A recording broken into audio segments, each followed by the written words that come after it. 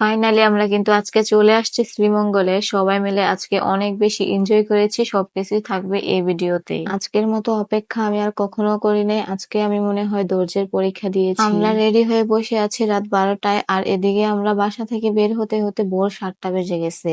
তার কারণ হচ্ছে কাকুলি আপু তারা ঢাকা থেকে আসতে আসতে ওইখানে অনেক বেশি জ্যাম ছিল, যার কারণে এত বেশি লেট হয়ে গেছে। লেট হওয়ার কারণে আজকে আমাদের অনেক সমস্যার সম্মুখীন হতে হয়েছে। কিছু পথ আসার পর আমাদের কুমিল্লাতে আমরা ব্রেকফাস্টটা করে নিই। তার সাথে সাইফানের জন্য এখান থেকে আমি কিছু চকলেটস আর বিস্কিট নিয়ে নিয়েছি। কেন জানি আজকে রাস্তায় এত বেশি জ্যাম ছিল। আমরা 7টায় বের হয়েছি আর এখানে আসতে আসতে আমাদের দুপুর 4টা বেজে গেছে। অনেকক্ষণ জার্নি করার পর আমরা চলে আসলাম রিসোর্টে। এখানে আসার সাথে সাথে আমাদেরকে ওয়েলকাম ড্রিঙ্কস দেয়, যেটা ছিল আনারসের জুস। এটা অনেক বেশি টেস্টি। শ্রীমঙ্গল মানে চারিদিকে আনারস বাগান আর চা বাগান। আর আমরা যে রিসোর্টে আসছি এটা এত বেশি সুন্দর আর এত বড়, আমরা 2 দিনেও ঘুরে শেষ করতে পারি। এখানের পরিবেশটা এত বেশি সুন্দর, আরো বেশি ভালো লাগছে। বাচ্চাদের জন্য আলাদা করে কিডস জোন রয়েছে, যেখানে বাচ্চারা অনেক সুন্দর করে খেলাধুলা করে। রিসোর্টের নাম হচ্ছে নোবেম ইকো রিসোর্ট, যেটার নামে একটা কিন্তু পেজও আছে। পেজটা আমার ক্যাপশনে মেনশন করা রয়েছে। ফ্যামিলি নিয়ে ঘুরতে গেলে আমি মনে করি বেস্ট একটা রিসোর্ট হচ্ছে এই রিসোর্টটি। আমাদের পরবর্তী ভিডিওগুলোতে দেখতে পারবেন এখানকার প্রতিটা প্লেস কত বেশি সুন্দর। এই রিসোর্টে আমরা কেন আসছি, কি উপলক্ষে আসছি, সেটা আপনারা একটু পরেই দেখতে পারবেন।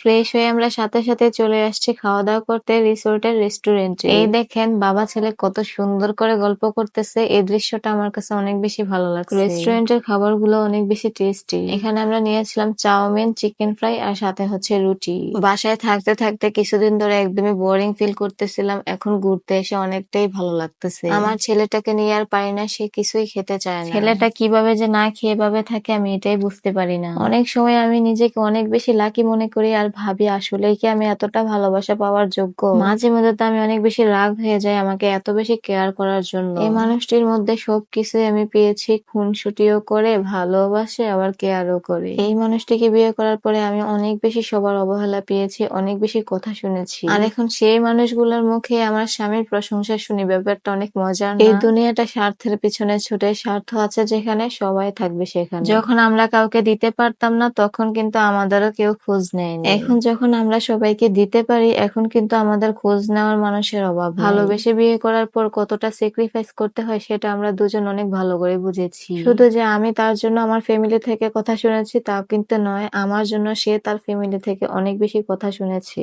অনেকে তো আমাদের সাথে পরিচয়ও বিচ্ছিন্ন করে দিয়েছিল, কিন্তু এখন সেই মানুষগুলোই নিজে থেকে এসে পরিচয় দেয়। মানে দুনিয়াতে কত রকমের মানুষ আছে, সেটা খারাপ সময় না আসলে কখনোই দেখা যেত না। তো আজকের ভিডিওটা এই পর্যন্তই। সবাই ভালো থাকবেন, সুস্থ থাকবেন। দেখা হচ্ছে পরবর্তী কোনো ভিডিওতে। আল্লাহ হাফেজ।